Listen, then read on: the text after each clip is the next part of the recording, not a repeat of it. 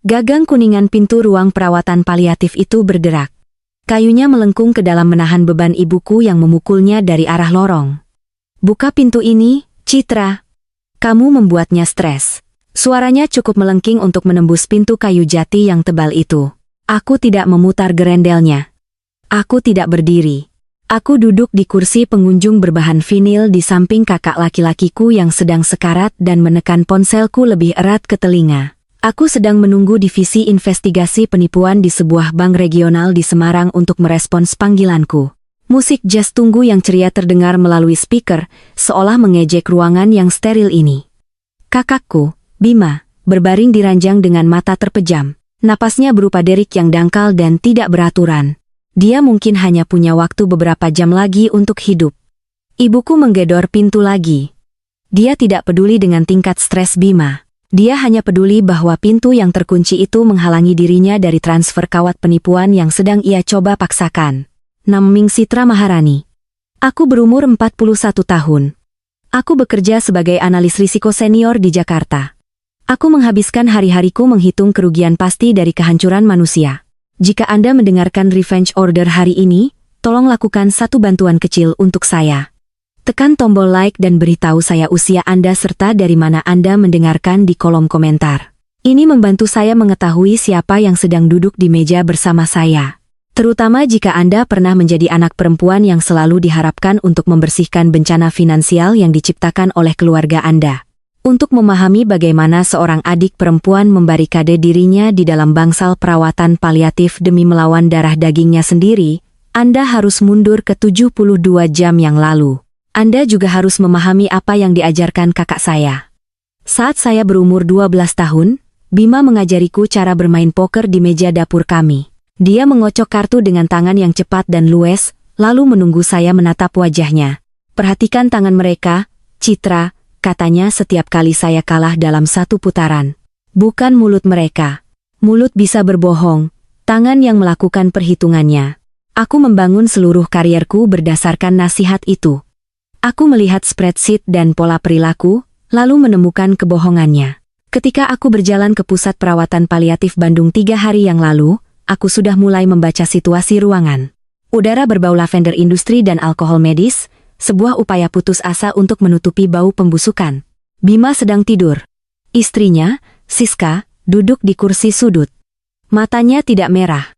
Dia tidak memegang tisu basah atau memperhatikan dada suaminya yang naik turun. Dia memangku sebuah portofolio kulit yang terbuka. Dia sedang memilah-milah tumpukan rekening koran yang dicetak dan menyoroti nomor-nomor rekening dengan spidol kuning terang. Manikur gel barunya memantulkan cahaya lampu neon saat tangannya bergerak cepat, menyusun kertas-kertas itu menjadi tumpukan kecil yang rapi. Dia mendongak saat aku menjatuhkan tas jinjingku ke lantai. Dia memberiku senyum kaku yang sudah dilatih. "Citra, kamu sampai juga." Suaranya berada pada tingkat kesedihan yang pas, tetapi tangannya terus memilah dokumen keuangan. Dia tidak bertanya tentang perjalananku. Dia mengetuk-ngetukkan penanya pada sebuah buku besar. Naluri analis risikoku menyala dingin di dada. Pria yang ia klaim dicintainya sedang meregang nyawa beberapa meter dari kursinya, tetapi fokusnya sepenuhnya tertuju pada nomor rute bank. Perhitungan di ruangan ini salah.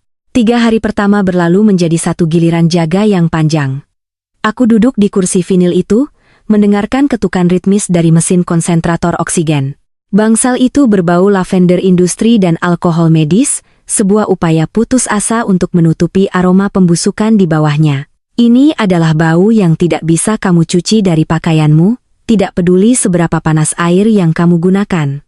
Siska memperlakukan kehadiranku sebagai sebuah ketidaknyamanan. Dia akan meninggalkan ruangan selama berjam-jam, kembali hanya untuk mengambil pengisi daya ponselnya atau mengambil tumpukan dokumen lain dari tas desainer miliknya. Dia tidak pernah duduk di tepi kasur Bima, dia tidak pernah membelai rambut hitam suaminya. Saat dia berbicara dengan perawat, dia menggunakan nada bisnis yang singkat, menanyakan tentang jadwal dan perkiraan hasil, seolah-olah dia sedang melacak kontainer pengiriman yang tertunda alih-alih nyawa manusia. Aku tetap diam dan terus menatap Bima. Kulitnya berubah warna menjadi seperti kertas usang. Aku menggenggam tangannya dan mencoba mengingat berat jari-jarinya. Sebagai analis risiko, Anda belajar untuk mengenali deviasi dari garis dasar. Siska adalah deviasi yang paling ekstrem. Seorang istri yang berduka seharusnya fokus pada ranjang. Siska fokus pada buku besarnya, terus-menerus membalik halaman, menyorot angka, membawa energi sunyi dan panik ke dalam ruangan setiap kali dia masuk. Hal itu membuat sarafku tegang. Pintu kamar Bima dibiarkan terbuka agar perawat dapat memantau mesin dari pos jaga. Dari kursiku, aku memiliki pandangan yang jelas melintasi lorong ke kamar di seberang. Di sanalah aku melihat Ibu Endang. Usianya 82 tahun, dan dia sedang menghadapi kematiannya sendirian. Tidak ada tamu yang datang. Tidak ada bunga di ambang jendelanya. Tidak ada anggota keluarga yang berdiri di lorong memperdebatkan rencana perawatan. Hanya ruangan kosong dengan tirai yang ditutup rapat menahan hawa musim hujan Bandung yang dingin. Pada sore keduaku, aku melihatnya mencoba mengangkat secangkir plastik kecil berisi air dari meja samping tempat tidurnya. Tangannya sangat gemetar hingga airnya tumpah ke gaun rumah sakitnya sebelum mencapai mulutnya. Dia tidak memanggil perawat. Dia hanya menutup mata dan membiarkan dagunya jatuh ke dada, menanggung rasa tidak bermartabat itu dalam diam. Aku berdiri.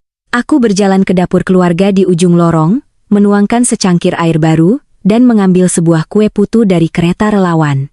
Aku berjalan ke kamarnya dan meletakkannya di nampannya. Aku mengarahkan cangkir itu ke bibirnya dan menahannya agar stabil saat dia minum. Kami tidak bertukar kisah hidup. Kami hanya bertukar senyum sopan yang sunyi. Aku mulai membawakannya kue setiap pagi. Itu adalah rutinitas kecil, namun di tempat yang dibangun untuk mengakhiri hidup, rutinitas kecil membuat Anda tetap waras. Dia tidak pernah bertanya mengapa aku ada di sana. Dia hanya mengamati lorong dengan mata yang pucat dan lelah, menyerap setiap pergerakan dokter dan tamu. Pada malam ketigaku, ritme bangsal berubah. Saat itu lewat tengah malam. Siska telah kembali ke hotelnya, untuk mendapatkan apa yang ia sebut tidur yang sebenarnya. Aku melangkah keluar dari kamar Bima untuk meregangkan kaki dan mengambil kopi dari mesin di dekat lift. Ibuku, Ibu Ratna, dijadwalkan terbang dari Bali keesokan paginya, dan aku butuh kafein untuk mempersiapkan sarafku. Ibuku dan aku tidak memiliki jenis hubungan yang melibatkan pelukan hangat. Kami memiliki jenis hubungan yang membutuhkan baju zirah. Saat aku melewati pintu kamar Ibu Endang, aku melihatnya terbangun. Bola lampu redup tunggal di atas tempat tidurnya melemparkan bayangan panjang melintasi lantai linoleum. Dia mengangkat satu jarinya yang rapuh dan memberi isyarat agar aku mendekat. Aku melangkah ke kamarnya, berpikir dia butuh air lagi. Aku membungkuk di atas tempat tidurnya. Tangannya melesat keluar dan mencengkeram pergelangan tanganku. Cengkeramannya sangat kuat. Kulitnya terasa seperti daun kering yang membalut kawat, tetapi kekuatan di baliknya nyata. Matanya menatap melewati bahuku ke arah pintu kamar Bima yang terbuka. Dia menatap kembali padaku dan berbisik. Suaranya serak, tetapi kata-katanya jelas. Apapun yang ibumu minta kamu tanda tangani besok, jangan lakukan. Pulanglah malam ini jika kamu bisa. Aku membeku. Aku menatap matanya, mencari kabut delirium. Pasien perawatan paliatif sering berhalusinasi akibat protokol manajemen nyeri yang berat. Mereka melihat orang yang tidak ada atau menghidupkan kembali percakapan lama. Aku meyakinkan diriku bahwa itu adalah efek morfin. Aku menepuk tangannya, menyuruhnya istirahat, dan berterima kasih karena telah menjagaku. Aku berjalan kembali ke kursiku, tetapi perasaan dingin di dadaku tidak hilang. Ibu Endang tidak berbicara seperti wanita yang tersesat dalam mimpi. Dia berbicara seperti seorang wanita yang menyampaikan peringatan taktis. Aku duduk dalam gelap dan melihat hujan turun di luar jendela, memutarbalikkan kata-katanya berulang kali dalam pikiranku. Matahari terbit abu-abu dan datar di atas Bandung. Jam 8 pagi, pintu lift berbunyi dan ibuku melangkah ke lantai tersebut. Ibu Ratna masuk ke lobi rumah sakit mengenakan mantel wol yang dijahit rapi dan meninggalkan jejak parfum bunga yang mahal. Baunya bertabrakan dengan persediaan pembersih lavender, menciptakan bau kimiawi yang tajam. Dia melewatiku begitu saja. Dia berjalan lurus ke arah Siska, yang baru saja tiba dengan kopi segar. Mereka berpelukan. Ratna menepuk punggung Siska dan melepaskan desahan berat yang dirancang untuk staf perawat yang lewat. Lalu Ratna menarik diri dan wajahnya menyusut karena kesal. Dia membuka kancing mantelnya dan melontarkan keluhan. Dia tidak bertanya bagaimana Bima melewati malam itu. Dia mengeluh tentang terminal bandara. Bisakah kamu membayangkan ketidaknyamanan ini? Katanya, suaranya menggema di lorong. Aku mencoba membeli kopi di gerbang keberangkatan dan kasir menolak kartu platinumku. Petugas itu mengklaim kartunya dibekukan. Aku sudah memiliki rekening itu selama 20 tahun. Kesalahan bank yang konyol. Aku harus menelepon mereka pada hari Senin dan mengancam akan menarik semua uangku. Aku berdiri di dekat ambang pintu mengamati pertukaran itu. Aku melihat ibuku melambaikan tangan yang dimanikur sebagai tanda penolakan. Lalu aku melihat Siska. Siska tidak memberikan anggukan simpatik. Matanya membelalak selama sepersekian detik. Tangannya, yang memegang latte mahal itu, bergetar gugup dan mencengkeram erat tali tasnya. Dia menarik tasnya lebih erat ke rusuknya dan memaksakan tawa kaku, menyetujui bahwa itu pasti kesalahan komputer. Bel alarm pertama berdering keras dan jelas di kepalaku. Kartu kredit wanita kaya ditolak karena pembekuan mendadak. Menantunya, yang telah memilah dokumen keuangan selama 3 hari, bereaksi dengan ekspresi mikropanik alih-alih terkejut. Otak analitisku mengunci titik-titik data tersebut. Siska menyembunyikan sesuatu, dan Ratna tidak menyadarinya. Matematikanya mengarah ke arah yang gelap. Sebelum aku sempat memproses implikasinya, Ratna menoleh padaku. Dia berjalan ke kursi lobi tempat jas hujanku diletakkan.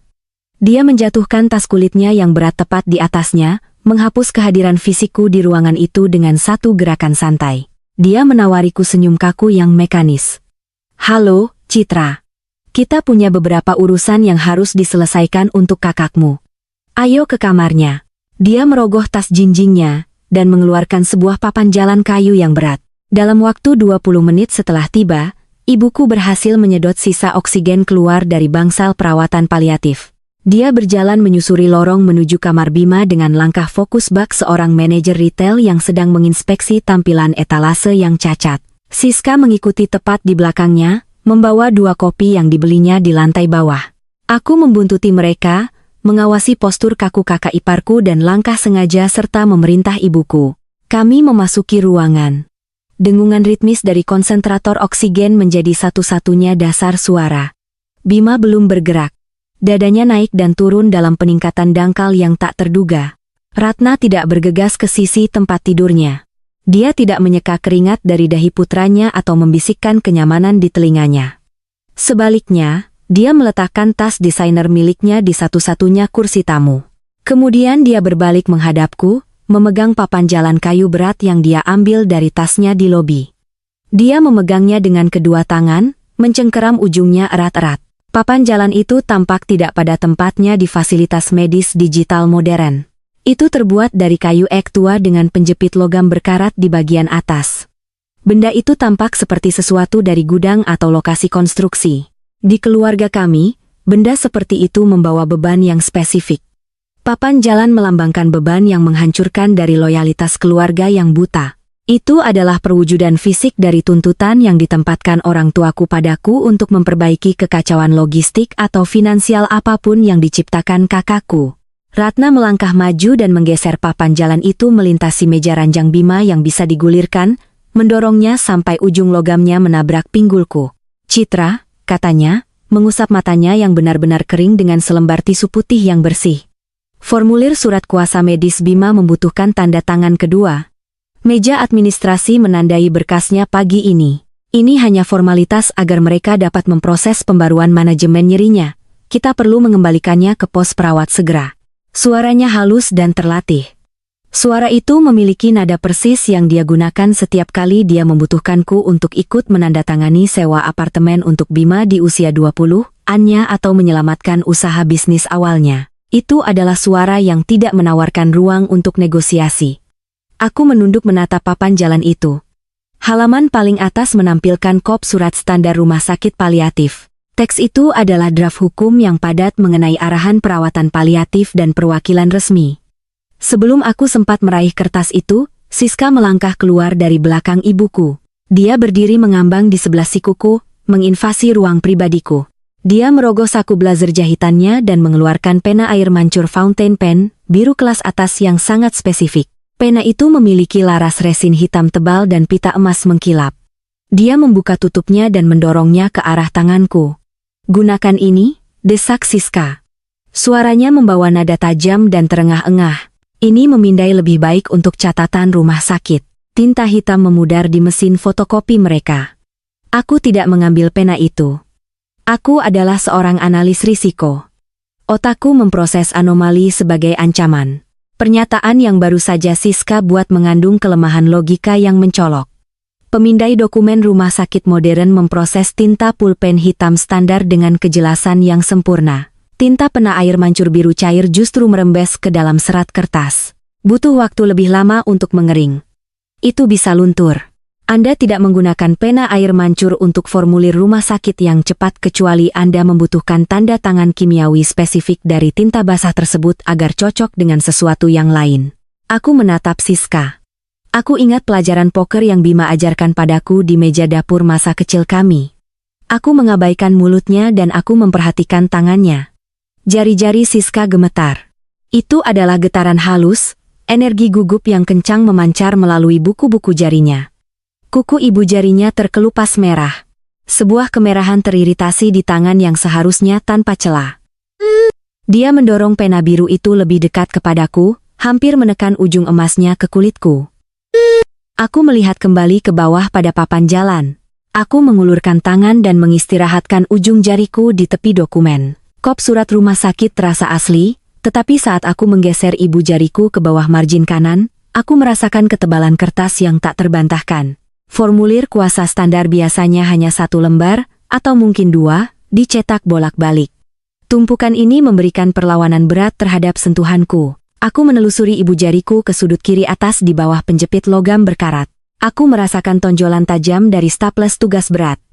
Ada setidaknya 3 halaman yang dijepit di bawah formulir rumah sakit bagian atas. Halaman paling bawah telah dilipat ke belakang dengan hati-hati dan diselipkan ke bawah, menyembunyikan teks dari pandangan. Jika aku menandatangani baris tanda tangan di bagian bawah halaman yang terlihat, tekanan dari pena air mancur akan menembus atau menjiplak langsung ke dokumen apapun yang menunggu di bawah. Atau lebih buruk lagi, tanda tanganku pada surat kuasa medis yang jinak ini akan berfungsi sebagai spesimen tanda tangan segar dan terverifikasi untuk sebuah pemalsuan. Suara serak ibu Endang bergema di kepalaku. Apapun yang ibumu minta kamu tanda tangani besok, jangan lakukan. Aku menatap Ratna. Dia berdiri dengan tangan bersilang, menunggu kepatuhanku. Aku menatap Siska. Matanya terbelalak, tertuju sepenuhnya pada pena biru di tangannya yang gemetar. Mereka tidak sedang berduka. Mereka sedang mengeksekusi sebuah transaksi. Aku akan membacanya sambil minum kopi, kataku. Suaraku datar dan tanpa emosi. Aku bergerak dengan kecepatan yang disengaja. Aku menggeser papan kayu berat itu dari meja dorong dan menjatuhkannya langsung ke dalam tas jinjing kulitku yang dalam. Sebelum Siska sempat bereaksi, aku mencabut pena air mancur biru dari jari-jarinya yang gemetar dan menjatuhkannya ke dalam tas tepat di samping papan jalan. Wajah Ratna langsung mengeras. Topeng ibu yang berduka hancur, memperlihatkan sosok ibu pemimpin yang kaku dan penuntut di baliknya. Dia mengambil 1 langkah ke arahku, rahangnya mengeras dalam garis yang ketat. Dia kesakitan, Citra, desisnya. Nadanya turun 1 oktav, kehilangan kesedihan performatifnya. Jangan mempersulit keadaan hari ini. Kita tidak punya waktu untuk sikuan keras kepalamu yang biasa. Dokter butuh formulir itu. Serahkan kembali papan jalan itu dan tanda tangani kertasnya. Dia meraih tali tas jinjingku. Aku mundur, menempatkan meja nampan dorong di antara kami. Aku membalas tatapan tajamnya dengan tatapan dingin dan mantap. Jika ini adalah surat kuasa medis standar, aku akan menandatanganinya setelah aku membaca setiap klausul, jawabku. Aku membaca dengan cepat. Ibu akan mendapatkannya dalam 10 menit. Siska menghembuskan napas panik singkat. Ibu Ratna, Citra akan menunda pengobatannya. Ibu harus memaksanya menandatanganinya sekarang. Ratna membuka mulutnya untuk mengeskalasi konfrontasi, tangannya mengepal di sisinya. Namun sebelum dia bisa meluncurkan manipulasi rasa bersalah lainnya, pintu kayu berat itu terdorong lebih lebar. Seorang perawat lantai melangkah ke dalam ruangan, mendorong kereta beroda yang syarat dengan kantong cairan infus segar dan monitor tanda vital. Permisi, nyonya-nyonya, kata perawat itu, nadanya yang ceria dan profesional memotong ketegangan beracun di ruangan itu. Saya perlu menyesuaikan saluran IV-nya dan memeriksa tanda-tanda vitalnya. Saya butuh semua orang untuk menjauh dari tempat tidur selama beberapa menit. Ratna menutup mulutnya. Dia merapikan bagian depan mantel wallnya dan memaksakan senyum kaku pada perawat. Tentu saja, katanya. Kami baru saja akan meninggalkannya untuk istirahat. Siska menatap tas jinjingku dengan mata lapar dan putus asa. Dia mengambil setengah langkah ke arahku, tetapi perawat itu memanuver kereta dorong di antara kami, menciptakan penghalang fisik. Aku tidak menunggu ibuku mengeluarkan perintah lain. Aku memutar tumitku dan berjalan keluar dari ruangan. Aku berbaris menyusuri lorong panjang yang sepi, sepatu bot kulitku berbunyi klik di atas linoleum. Berat papan jalan membentur pinggulku menembus kain tas. Aku mencapai kafetaria di ujung koridor. Ruangan itu kosong, bermandikan cahaya neon putih yang keras. Bau kopi gosong dan sisa minyak lama menggantung di udara. Aku berjalan ke meja sudut yang menghadap ke dinding, memastikan tidak ada orang yang bisa berdiri di belakangku. Aku meletakkan tasku di permukaan meja laminasi. Aku merogoh ke dalam dan mengeluarkan papan jalan kayu ek yang berat. Aku melepaskan penjepit logam berkarat. Kertas-kertas itu terlepas. Aku membalik formulir surat kuasa rumah sakit standar itu, memperlihatkan dokumen tersembunyi yang dijepit di bawahnya. Aku meratakan halaman yang terlipat ke meja dan mulai membaca. Di bawah cahaya steril kafetaria, aku memisahkan halaman-halaman itu. Staples logam yang tebal menggigit ibu jariku saat aku memisahkan dokumen tersembunyi dari kop surat standar rumah sakit. Aku meratakan lembaran berkerut ke meja laminasi yang sejuk, merapikannya dengan tanganku untuk menghaluskan lipatannya. Dokumen kedua sama sekali tidak mengandung istilah medis. Bagian kepalanya menampilkan logo kotak yang tegas dari sebuah bank komersial regional yang berpusat di Semarang. Aku membaca judul yang dicetak dengan tinta hitam tebal. Pengalihan penjamin dan pengambilalihan utang. Mataku melacak ke bawah halaman memproses jargon hukum yang padat dengan kecepatan seorang analis asuransi berpengalaman. Aku memindai klausul ganti rugi dan kondisi wan prestasi. Peminjam yang terdaftar adalah perusahaan logistik Bima. Sisa saldo pokok utang adalah 6 miliar. Di bawah ringkasan keuangan, sebuah baris tanda tangan kosong menunggu. Di bawah baris itu, nama sahku yang lengkap diketik dalam font 12 poin. Citra Maharani. Bima menjalankan bisnis perutean pengangkutan logistik di wilayah Jawa. Dia memulai dengan kuat bertahun-tahun yang lalu, tetapi dia selalu berekspansi terlalu cepat, membeli truk pengangkut yang tak mampu ia isi muatannya.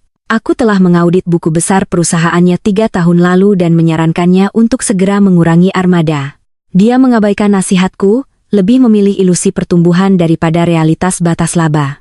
Sekarang bisnisnya tenggelam dalam tinta merah dan istrinya berusaha mengikatkan lambung kapal yang tenggelam itu ke pergelangan kakiku. Jika aku menandatangani kertas itu, aset pribadiku akan berfungsi sebagai agunan untuk sebuah perusahaan komersial yang gagal. Peringkat kreditku yang bersih, yang dibangun lebih dari 2 dekade disiplin keuangan yang teliti, akan hancur pada saat Bank Semarang itu menagih utang. Siska tidak meminta bantuan kekeluargaan. Dia sedang mengeksekusi pembajakan finansial yang diperhitungkan. Saat aku menelusuri blok tanda tangan yang dicetak dengan jari telunjukku, ponselku bergetar di atas meja. Getaran ganda yang tajam memotong ruangan yang sunyi. Aku membuka kunci layar. Sebuah spanduk notifikasi merah terang memenuhi layar dari monitor perlindungan identitasku. Sebuah permintaan penarikan kredit, Hard Credit Inquiry, baru saja dimulai menggunakan nomor induk kependudukan, NIK, milikku. Aku mengetuk peringatan itu, membuka laporan terperinci. Napasku tertahan di tenggorokan. Aplikasi digital untuk batas kredit ekuitas rumah telah diajukan ke pemberi pinjaman hipotek nasional kurang dari 2 menit yang lalu. Properti agunan yang terdaftar pada aplikasi itu adalah tempat tinggal utamaku di Jakarta. Aku menatap layar yang bersinar. Rumah di Jakarta adalah tempat perlindunganku. Aku membeli properti itu dengan jerih payah sendiri. Aku menghabiskan 5 tahun yang melelahkan untuk merenovasi interiornya ruangan demi ruangan, mengganti lantai dan mengecat dinding. Itu melambangkan kemandirianku dan keamanan utamaku. Waktu penarikan kredit ini terlalu presisi untuk disebut kebetulan. Peringatan itu terpicu tepat pada saat aku seharusnya berdiri di kamar perawatan paliatif, menekan pena air mancur biru ke papan kayu yang berat. Pikiran analitisku memproses titik-titik data yang menyatu. Aku berasumsi rumahku adalah target utama mereka. Mereka ingin menarik ekuitas dari propertiku untuk mendapatkan uang tunai cair segera. Pengalihan utang komersial yang tergeletak di atas meja di depanku adalah jerat sekunder yang dirancang untuk menyedot sisa likuiditas apapun. Mereka menyerang fondasi keuanganku di 2 lini terpisah. Napasku menjadi dangkal, Tetapi aku memaksa detak jantungku melambat. Kepanikan adalah kerentanan yang parah dalam profesiku. Aku mengunci ponselku dan menyelipkan perangkat itu ke sakuku. Aku melipat dokumen bank, menyamakan lipatannya dengan sempurna dan meletakkannya dalam-dalam di dalam tas jinjing kulitku. Aku meninggalkan kafetaria. Lorong-lorong membentang panjang dan sepi, diterangi oleh lampu neon berkedip di atas kepala. Aku harus mencari Siska. Aku berjalan melewati pos perawat dan lift sayap bedah. Aku melihatnya berdiri sendirian di dekat deretan mesin penjual otomatis, terselip di sebuah ceruk kecil yang remang-remang. Ibu Ratna tidak terlihat dimanapun. Siska tampak sangat santai. Dia mengetuk-ngetukkan kuku manikurnya ke kaca depan mesin makanan ringan, memeriksa deretan permen dan keripik. Aku menghampirinya. Aku tidak berteriak atau melambaikan tangan. Aku berhenti dalam jarak 2 kaki, menginvasi ruang fisik pribadinya. Siska menekan urutan tombol plastik pada keypad. Sebotol plastik soda diet jatuh ke nampan pengiriman logam dengan bunyi berderak keras. Aku menjaga suaraku tetap rendah dan rata. Mengapa nama sahku diketik sebagai penjamin utama pada utang komersial Bima? Siska membungkuk untuk mengambil minuman dinginnya. Dia berdiri tegak dan memutar tutup plastiknya. Karbonasi mendesis di ceruk yang sunyi, suara tajam yang kontras dengan dengungan rendah unit pendingin. Dia menyesap minumannya secara perlahan dan sengaja sebelum melakukan kontak mata denganku. Kita adalah keluarga, Citra. Bima membangun bisnis pengangkutan itu dari nol. Itu adalah aset berwujud yang vital. Kita hanya perlu menjembatani kesenjangan arus kas sampai pengadilan warisan dibuka dan mendistribusikan harta peninggalannya. Dia berbicara tentang sejarah keuanganku seolah-olah itu milik dana perwalian publik. Kamu memiliki skor kredit yang tinggi, Citra. Rasio utang terhadap pendapatanmu nol. Kamu bisa menahan batas untuk kami. Ini adalah hal terkecil yang bisa kamu lakukan saat kakakmu menderita. Siska menyamakan tabungan hati-hatiku selama puluhan tahun dengan harta Gonogini bersama. Dia percaya stabilitasku ada semata-mata untuk menyangga pilihan sembrono mereka. Dia menatapku dengan ekspresi sedikit kesal. Seolah-olah aku adalah seorang teller bank yang menolak untuk mencairkan cek yang sah. Aku menatap cincin pertunangan berlian yang bertengger di tangan kiri Siska. Batu itu menangkap cahaya keras di atas kepala, melemparkan prisma tajam melintasi dinding balok beton yang dicat. Aku tidak akan menjembatani kesenjanganmu. Aku tidak akan pernah menaruh namaku di dokumen itu. Kamu mencoba mengalihkan hampir 6 miliar tanggung jawab perusahaan ke pundakku, sementara kakakku mengambil napas terakhirnya di ujung lorong. Siska tidak tersentak. Dia tidak berdebat atau berusaha menyangkal tuduhan itu. Dia menyesap lagi soda dietnya dengan terukur. Senyum dingin dan terlatih menyebar di wajahnya. Itu adalah ekspresi yang hampa dari kehangatan atau empati. Itu adalah raut seorang pemangsa yang percaya jebakannya telah tertutup rapat, menahan mangsanya erat-erat. Kamu mungkin tidak punya pilihan, Citra. Dia berbalik dan berjalan menyusuri lorong menuju sayap perawatan paliatif. Sepatu hak desainernya mengetuk irama yang mantap dan percaya diri ke lantai linoleum yang dipoles. Dia meninggalkanku berdiri sendirian di dekat mesin penjual otomatis yang berdengung. Kepastian yang mengerikan dalam suaranya bergema di koridor yang sunyi. Aku memperhatikannya menghilang di tikungan, tanganku mengepal di sisiku. Pikiranku berpacu melalui permutasi hukum perusahaan dan pencurian identitas. Jika aku menolak untuk membubuhkan pena ke kertas, bagaimana mungkin mereka bisa memaksakan tanda tangan yang mengikat?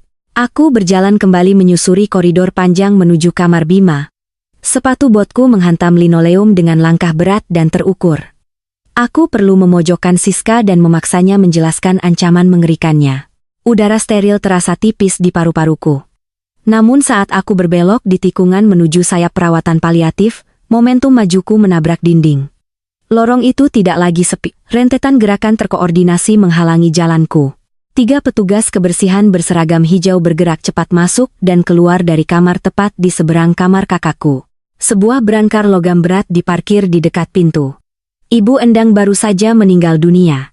Aku berhenti di dekat pos perawat, menekankan punggungku ke dinding balok beton yang dicat agar tidak menghalangi jalan.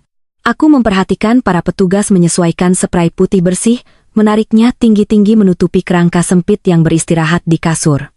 Wanita yang telah mencengkeram pergelangan tanganku dengan kekuatan yang begitu mengejutkan dan putus asa hanya 12 jam yang lalu kini telah tiada. Senyum sopan dan sunyi yang kami tukarkan di atas kue putu pagi hari berakhir dengan kesibukan protokol klinis dan kantong jenazah plastik. Isolasi mendalam dari kematiannya mengendap berat di dadaku. Tidak ada keluarga yang datang untuk menangis di ambang pintu. Tidak ada anak-anak yang berdiri di dekatnya untuk mengumpulkan barang-barang sederhananya. Dia meninggalkan dunia dengan cara yang persis sama seperti dia menghuninya di hari-hari terakhirnya, sepenuhnya sendirian. Saat para petugas mulai mendorong tempat tidur logam yang berat itu ke koridor utama, seorang perawat jaga malam melangkah keluar dari kamar Ibu Endang. Dia membawa sebuah nampan plastik kecil yang menampung kendi air plastik dan kotak tisu yang kusut. Dia melihatku berdiri menempel di dinding dan mengubah jalurnya. Dia berjalan mendekat, sepatu bersol karetnya mencicit pelan di lantai yang dipoles. Dia merogoh saku depan yang dalam dari seragam perawat birunya. Ibu Endang menyuruh saya untuk memberikan ini padamu, kata perawat itu, menjaga suaranya tetap rendah untuk menghormati kesyahduan berangkar yang lewat. Dia menekan bujur sangkar kecil kertas terlipat ke telapak tanganku. Dia menemukannya terjatuh di lorong tepat di luar kamar kakakmu 2 malam yang lalu. Dia bilang kamu akan tahu apa artinya. Dia sangat bersikeras tentang hal ini tepat sampai akhir. Perawat itu memberikan anggukan singkat dan lelah, lalu bergegas menyusuri lorong, mengikuti petugas menuju lift barang. Aku berdiri sendirian di dekat ambang pintu yang kosong, memegang kertas itu. Rasanya rapuh dan tipis di kulitku. Aku mendekat ke perlengkapan lampu di atas kepala, memastikan pandangan yang jelas. Aku membuka lipatan bujur sangkar itu dengan hati-hati, menghaluskan lipatan dalamnya dengan ibu jari. Itu adalah selembar kertas salinan karbon berwarna kuning. Jenis yang digunakan untuk membuat catatan duplikat dalam buku besar yang dijilid. Margin atas menampilkan logo cetak untuk layanan notaris keliling yang berbasis di Bandung. Dokumen tersebut adalah kwitansi log transaksi notaris standar. Mataku memindai entry tinta tulisan tangan yang mengisi kisi-kisi. Stempel tanggal mencatat transaksi yang terjadi 3 hari sebelumnya, hari yang persis ketika Siska tiba di pusat rumah sakit. Layanan yang diberikan terdaftar sebagai verifikasi identitas dan saksi tanda tangan. Nama klien yang ditulis dalam huruf balok adalah Siska Maharani. Biaya yang dibayarkan adalah Rp3.000 secara tunai. Rasa dingin yang berat mengendap di perutku, menggantikan duka ambien di lorong. Siska tidak sekadar mencetak template transfer utang komersial kosong dari internet. Dia sudah menyewa layanan notaris keliling bersertifikat. Dia membawa saksi hukum resmi ke dalam fasilitas perawatan jauh sebelum dia pernah menyerahkan papan jalan atau pena air mancur biru kepadaku. Jerat itu bukan teoretis. Itu sudah operasional dan dipersenjatai penuh. Aku terus membaca salinan karbon itu, melacak mataku ke sudut kanan bawah dari kertas kuning tersebut. Sebuah kotak persegi panjang kecil menunjukkan lokasi untuk tanda tangan klien. Tulisan berulang Siska yang familiar memenuhi ruang itu, tetapi teks cetak tepat di bawah baris tanda tangan itulah yang menghentikan napas di tenggorokanku. Itu adalah nama notaris publik yang ditunjuk, individu yang diberi wewenang oleh negara untuk memverifikasi transaksi tersebut, Endang Halim. Aku menatap 2 kata yang dicetak itu. Penglihatanku kabur selama sepersekian detik.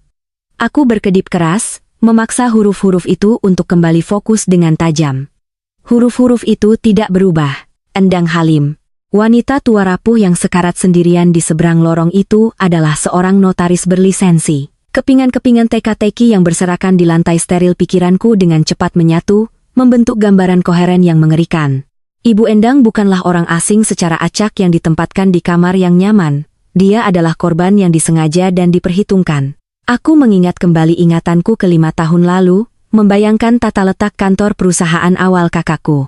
Bima menjalankan bisnis logistiknya dari ruang komersial sewaan di dekat stasiun kereta api. Ruang depan menampung sebuah meja baja besar yang dipenuhi manifest pengiriman dan faktur vendor. Duduk di belakang meja baja itu, mengelola buku besar dan rekening penggajian, adalah seorang wanita tajam dan efisien di akhir usia 70-an. Seorang wanita yang menjaga operasi truk yang kacau tetap berjalan dengan presisi yang teliti sampai pada hari Siska menikahi Bima dan memutuskan untuk merampingkan biaya administrasi. Endang adalah mantan pembukuan bisnis Bima. Siska memecat Endang 3 tahun lalu selama fase restrukturisasi perusahaan. Siska mengklaim wanita tua itu kesulitan beradaptasi dengan perangkat lunak akuntansi baru, tetapi kenyataannya jauh lebih jahat. Siska secara sistematis menguras dana pensiun karyawan, memindahkan modal ke investasi real estate berisiko tinggi yang gagal secara spektakuler. Ketika Endang menemukan dana yang hilang dan mengancam akan membongkar kejahatan itu, Siska mengakhiri pekerjaannya, mencabut sisa tunjangan kesehatannya, dan memasukkannya ke dalam daftar hitam di industri lokal. Kehilangan tabungan dan pendapatannya, Endang akhirnya jatuh sakit. Siska memanfaatkan kontaknya di bidang administrasi medis untuk membuang wanita tua itu ke jaringan perawatan paliatif yang didanai negara ini, secara efektif menyembunyikannya di depan mata, di mana tidak ada yang akan mempertanyakan penurunannya yang cepat. Endang mengenaliku saat aku menginjakkan kaki di bangsal ini. Dia mengingat wajahku dari bingkai foto keluarga yang duduk di meja baja Bima yang berantakan bertahun-tahun yang lalu. Dia tahu persis apa yang Siska mampu rekayasa. Aku menatap kembali ke salinan karbon kuning itu. Implikasi dari dokumen itu menghantamku seperti pukulan fisik.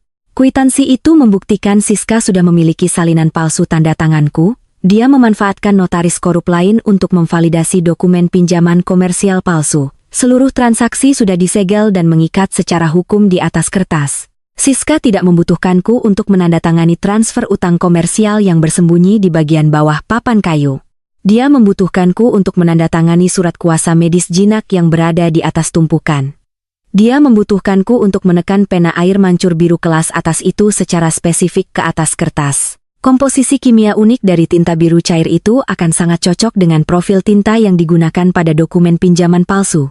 Tanda tangan basah yang cocok dengan profil tinta pemalsuan akan memberikan alibi yang anti peluru jika seorang ahli tulisan tangan forensik pernah memeriksa catatan asli di ruang sidang pengadilan. Dia menciptakan rantai bukti fisik yang tak terbantahkan yang mengikatku secara langsung pada penipuan itu. Kwitansi itu bergetar di tanganku. Ibu Endang menghabiskan hari-hari terakhirnya berbaring di ranjang logam, memperhatikan wanita yang menghancurkan hidupnya merencanakan eksekusi finansial atas masa depanku. Dia menggunakan sisa kekuatannya yang terakhir untuk memberikan bukti ini ke tanganku. Ponselku bergetar di sakuku, memecah kesunyian lorong yang berat. Aku mengeluarkan perangkat itu dan memeriksa layarnya. Notifikasi email muncul menunjukkan pesan mendesak yang ditandai dengan prioritas tinggi. Pengirimnya adalah Siska. Aku membuka pesannya. Teksnya singkat dan menuntut. Kembalilah ke kamar, Citra. Bima mencarimu. Bawa papannya. Dokter sedang menunggu. Siska mulai putus asa. Batas waktu semakin menekan. Dokumen yang dipalsukan duduk tak berdaya dan tidak berguna tanpa spesimen tinta yang cocok. Aku menatap layar yang terang benderang, memproses ancaman yang berkembang pesat. Jika aku berjalan kembali ke ruangan itu tanpa tindakan balasan, aku akan masuk lurus ke dalam jebakan finansial yang dirancang dengan sempurna. Aku butuh data.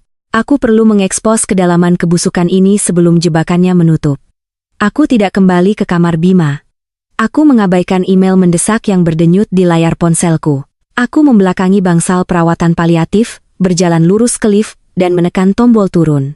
Pintu logam menutup rapat, memutuskan bau lavender industri dan dengungan pelan dari mesin pendukung kehidupan. Aku berjalan keluar dari fasilitas Rumah Sakit Paliatif Bandung dan masuk ke dalam malam hujan yang membekukan. Udaranya tajam, menggigit kulit wajah dan tanganku yang terbuka. Aku membuka kunci mobil SUV-ku, melempar tas kulit yang berat ke kursi penumpang, dan menyalakan mesin. Aku menempuh jarak berkilometer-kilometer yang melelahkan kembali ke rumahku di Jakarta. Jalan tol itu kosong. Pita panjang aspal hitam yang memotong gundukan kabut abu-abu kotor. Aku mengemudi dengan radio dimatikan, membiarkan keheningan menenangkan badai kekacauan adrenalin di darahku. Aku masuk ke jalan masuk rumahku, mematikan mesin, dan membawa tas jinjing itu ke dalam rumahku. Rumah itu dingin dan sunyi. Aku tidak menyalakan lampu atas. Aku masuk ke kantor rumahku, sebuah ruangan yang didedikasikan sepenuhnya untuk ketertiban dan analisis. Aku menjatuhkan tas itu ke lantai dan mengeluarkan laptop kerja amanku dari tas kerja. Aku tidak menyeduh kopi. Aku tidak berniat tidur. Aku membuka layar komputer dan cahaya biru yang keras menerangi ruangan yang gelap. Selama 7 jam berikutnya, aku berhenti menjadi adik perempuan yang berduka yang menunggu sebuah tragedi berakhir. Aku menjadi analis risiko senior yang dibayar ratusan juta rupiah setahun oleh firma korporatku untuk dipertahankan. Aku bergeser ke pola pikir perhitungan dingin yang diperlukan untuk membongkar penipuan keuangan yang kompleks. Aku masuk ke Virtual Private Network, VPN, terenkripsiku dan mengakses basis data komersial yang digunakan firmaku untuk pengumpulan intelijen perusahaan. 1. Database ini mengumpulkan catatan publik, pengajuan litigasi perdata, hak gadai pajak, dan data registri perusahaan, menarik benang-benang informasi yang tersembunyi jauh di dalam mesin birokrasi negara. 1. Aku mulai dengan PT Logistik Bima. Aku menjalankan nomor induk berusaha melalui Registri Pajak Nasional. 1. Hasilnya melukiskan gambaran yang suram dan menghancurkan. Bisnis angkutan Bima tidak hanya gagal di bawah beban manajemen yang buruk. Perusahaan itu secara aktif kehilangan modal dengan laju yang tidak berkelanjutan. 3 vendor komersial terpisah telah mengajukan gugatan perdata aktif terhadap perusahaan dalam 60 hari terakhir, menuntut pembayaran segera untuk sewa bahan bakar dan peralatan yang belum dibayar. Direktorat Jenderal Pajak telah memulai proses awal untuk menyita sisa truk pengangkut komersial karena pajak penggajian yang belum dibayar. Bisnis itu hanyalah cangkang kosong, entitas mati yang berjalan. Tapi bisnis yang gagal adalah tragedi yang umum. Data yang kuungkap berikutnya melintasi batas dari manajemen yang buruk menuju sindikat kejahatan. Aku menggunakan alat perangkat lunak khusus yang dirancang untuk melacak transfer aset perusahaan dan pembayaran vendor. Aku menarik buku besar digital selama 90 hari terakhir. Aku menyortir pengeluaran, menyaring biaya operasional standar seperti bahan bakar diesel dan premi asuransi. Aku mengisolasi akun pengeluaran diskresioner. Aku menatap layar menelusuri garis data yang bersinar. Siska tidak berusaha mati-matian menjaga bisnis logistik tetap mengapung. Dia secara sistematis menjarah sisa cadangan kas. Sebuah pola yang jelas muncul. Sejumlah besar uang sedang diarahkan menjauh dari akun bisnis utama dan dialihkan ke sebuah perseroan terbatas, PT baru yang terdaftar. Aku menarik dokumen registrasi untuk PT Cangkang tersebut. Anggaran dasar mencantumkan 1 direktur pelaksana, Siska Maharani. Alamat bisnis tersebut cocok dengan sebuah kotak pos sewaan di sebuah ruko 3 kota dari sini. Dia menguras rekening perusahaan yang sah, menyembunyikan modal di balik selubung tak tertembus dari sebuah perusahaan cangkang. Aku menggali lebih dalam, menganalisis pembayaran vendor spesifik yang disahkan oleh Siska dalam 30 hari terakhir. 1 transaksi melompat dari buku besar digital, membakar tanda peringatan neon terang ke dalam otakku. Buku besar menunjukkan transfer kawat langsung sebesar 180 juta, penerimanya bukanlah vendor truk atau broker asuransi. Dana tersebut ditransfer langsung ke sebuah butik pengantin mewah yang terletak di kawasan elit Darmo, Surabaya. Aku bersandar di kursi mejaku, kulit dingin menekan tulang belakangku. Sebuah butik pengantin mewah. Aku menjalankan alamat tersebut melalui program pencitraan satelit, memverifikasi bagian depan toko. Itu adalah ruang pamer desainer eksklusif yang mengkhususkan diri pada gaun pesanan khusus. Siska tidak duduk di samping tempat tidur kakakku meratapi kepergian suaminya yang sudah dekat. Dia secara aktif bertunangan dengan pria lain sementara Bima terbaring sekarat beberapa kilometer jauhnya. Dia memanfaatkan dana perusahaan yang dicuri untuk membiayai pernikahannya yang akan datang dan mengamankan kehidupan barunya. Dia berencana untuk mengalihkan sisa uang tunai cair ke rekening luar negeri di Singapura, memastikan dia pergi sebagai wanita kaya dan tidak terbebani. Dan untuk melengkapi pelarian sempurnanya, dia berniat melimpahkan sisa utang komersial yang sangat besar sepenuhnya ke NIK-ku yang bersih. Jika bank di Semarang menyetujui dokumen transfer penjamin yang menunggu di dalam tas jinjingku, Siska akan lenyap dengan uang tunai dan aku akan mewarisi kewajiban sebesar 6 miliar. Fokusku beralih pada ibuku. Ibu Ratna tiba di pusat paliatif bertindak seolah ia jenderal komando unit keluarga kami, meneriakkan perintah dan mendorong papan jalan. Aku perlu memahami perannya dalam konspirasi ini. Apakah dia kaki tangan yang bersedia atau pion tidak sadar yang dimanipulasi oleh Siska? Aku menjalankan pencarian sekunder yang berfokus pada catatan keuangan pribadi Ratna. Data mengungkapkan jaring penipuan yang kompleks. Nama Ratna muncul sebagai pemegang saham minoritas pada dokumen pendaftaran PT Cangkang baru Siska. Siska jelas-jelas telah menjanjikan pembayaran yang signifikan kepada ibuku, potongan 30% dari aset yang diselamatkan yang dialihkan dari bisnis Bima yang gagal. Ratna percaya dia sedang mengamankan masa pensiunnya sendiri dengan membantu menantunya melindungi kekayaan keluarga dari campur tangan pengadilan negara. Namun data menunjukkan realitas yang berbeda. Aku melacak aktivitas terbaru di akun kredit utama Ratna. Kartu platinum yang dikeluhkan Ratna di bandara bukan dibekukan karena kesalahan bank yang acak.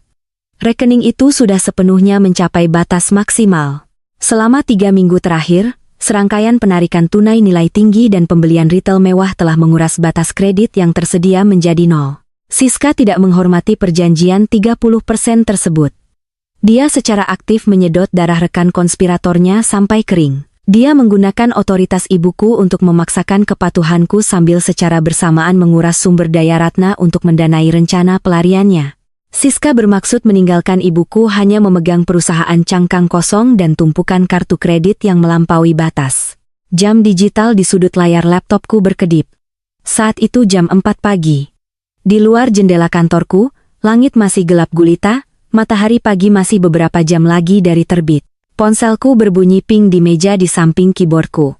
Sebuah notifikasi email baru menyala di layar. Pengirimnya adalah Siska. Aku membuka pesan itu.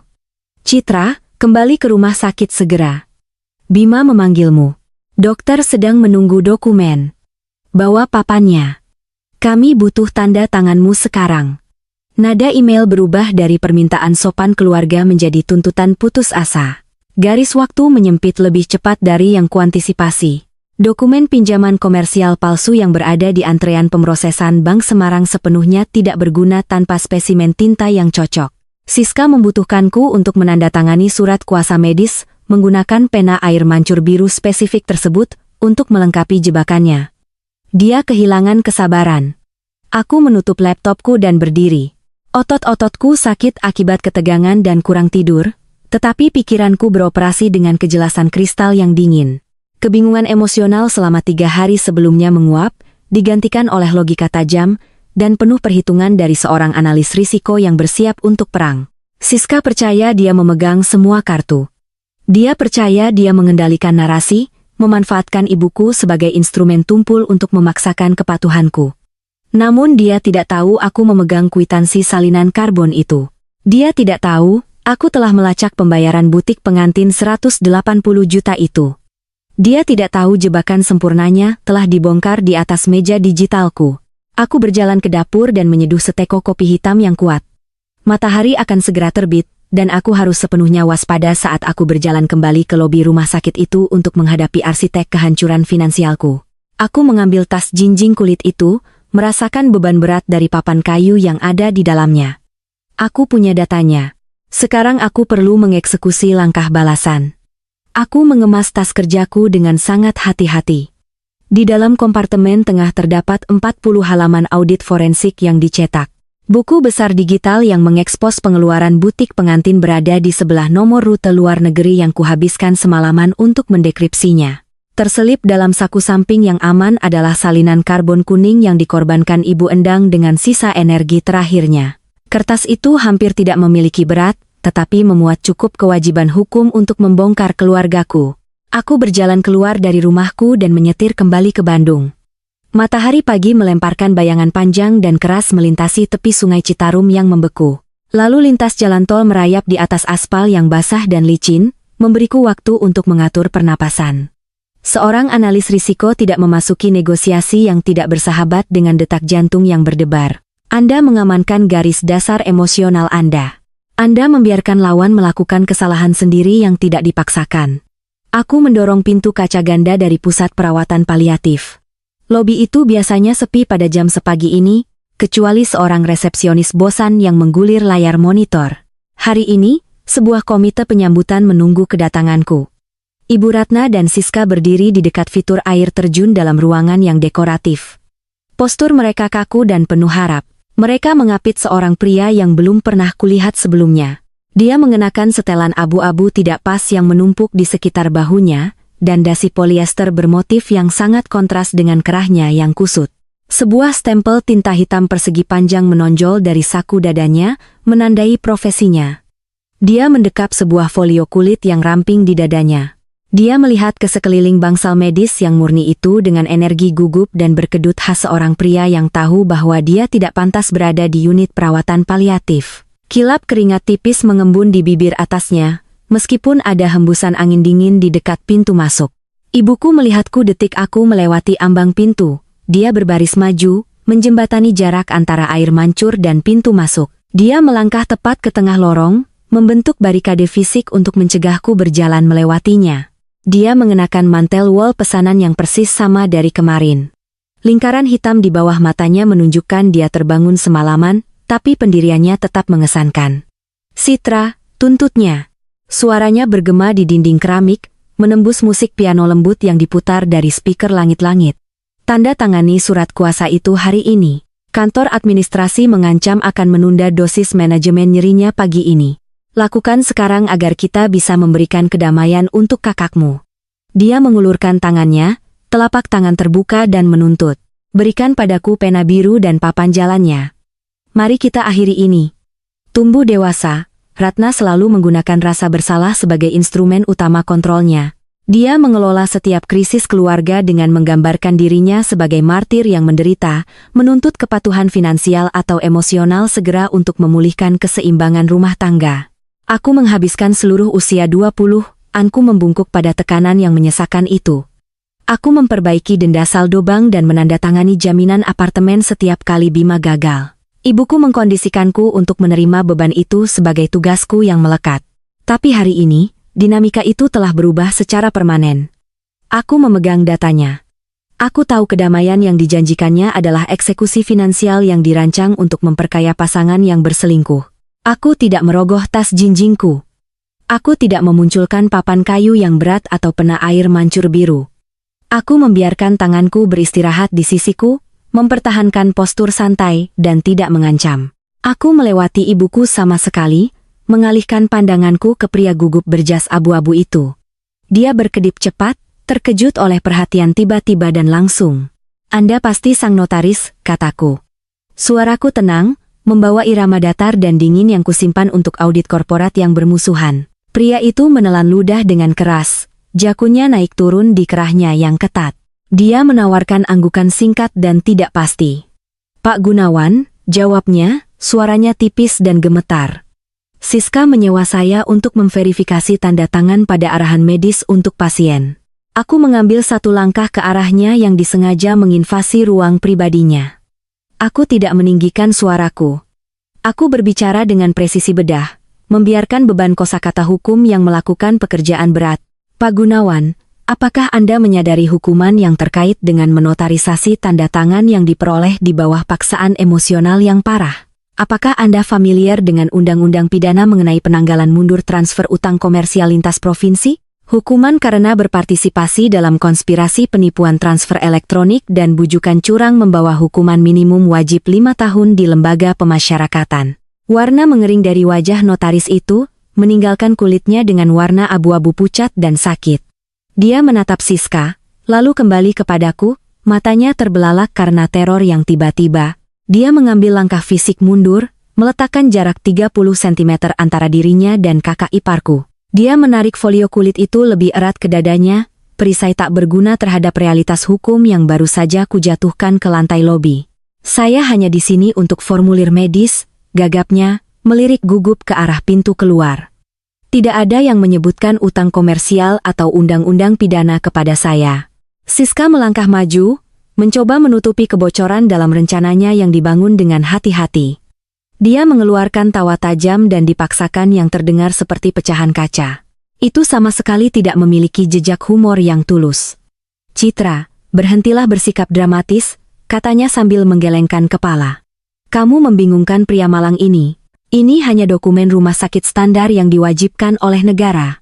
Berhentilah mencoba membuat keributan sementara kakakmu menderita di lorong."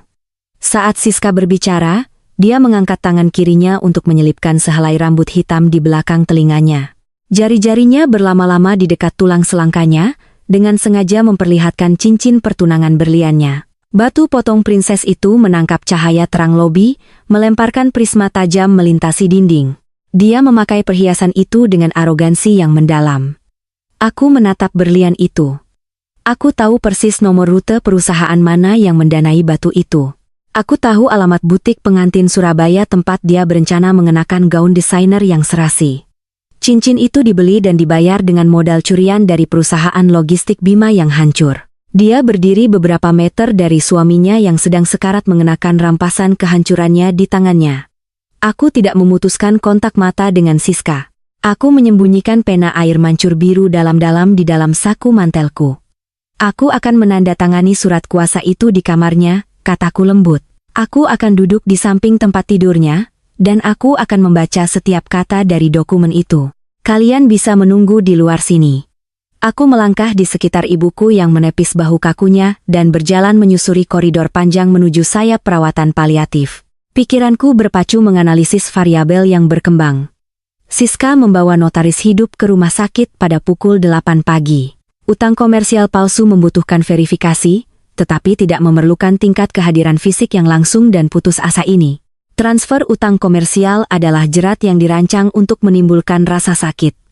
Tarikan kredit pada rumahku adalah gangguan yang dirancang untuk membuang waktuku. Tetapi penipu seperti Siska juga membutuhkan pembayaran. Dia membutuhkan suntikan uang tunai cair yang signifikan untuk mendanai kehidupan barunya di Surabaya. Jika dia memiliki saksi negara resmi yang siaga di lobi sementara kakakku hanya memiliki beberapa jam tersisa untuk bernapas, dia menargetkan sesuatu yang jauh lebih menguntungkan daripada transfer utang. Dia membutuhkan tanda tangan terverifikasi baru sebelum jantungnya berhenti berdetak. Kesadaran itu menghantamku saat aku mencapai pintu kayu kamarnya yang berat. Ada aset ketiga yang disembunyikan di dokumen itu. Jam terus berdetak diikat ke sesuatu yang sama sekali berbeda. Aku mencengkeram gagang kuningan dan mendorong pintu terbuka untuk mengamankan ruangan. Aku melangkah ke kamar Bima dan mendorong pintu kayu yang berat hingga tertutup. Kait logamnya berbunyi klik.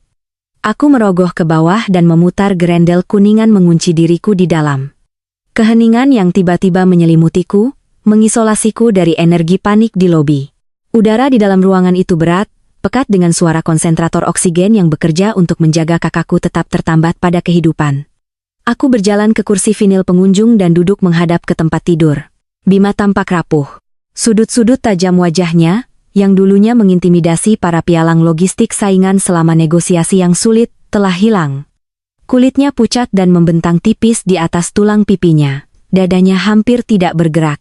Dia melayang di perairan dalam kegagalan organ stadium akhir, eksis dalam keadaan senja antara sedasi berat dan ketidaksadaran total. Aku menatapnya dan otak analitisku mulai menyortir titik data mentah yang telah kukumpulkan selama 72 jam terakhir. Dokumen pinjaman komersial palsu yang terkubur di bawah surat kuasa medis di papan jalan kayu yang berat. Tarikan kredit yang tiba-tiba pada kediaman utamaku di Jakarta. Kwitansi salinan karbon kuning dari petugas pembukuan yang sudah mati, membuktikan bahwa notaris keliling telah dibayar 3 hari yang lalu.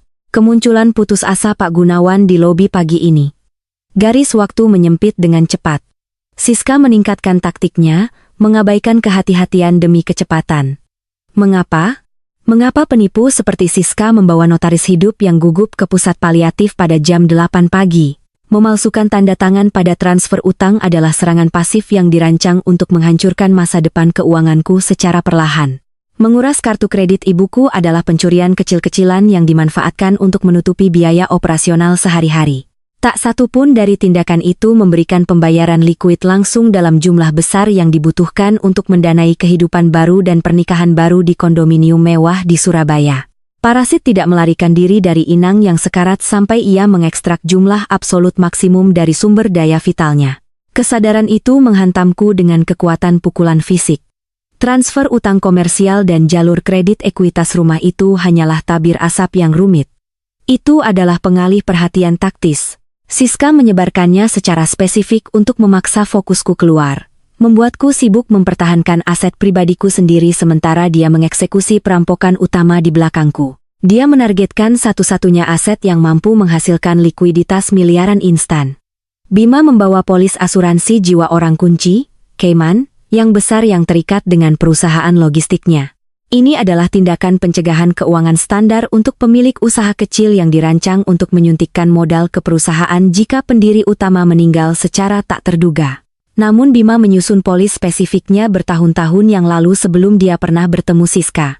Dia secara hukum menunjuk pembayaran untuk memotong struktur perusahaan sepenuhnya dan mengalir langsung ke dalam perwalian yang tidak dapat dibatalkan yang didirikan untuk 2 anak remajanya dari pernikahan pertamanya. Kebijakan tersebut membawa manfaat kematian sebesar 15 miliar. Itulah motif sebenarnya. Siska tidak hanya memalsukan tanda tanganku pada transfer utang komersial.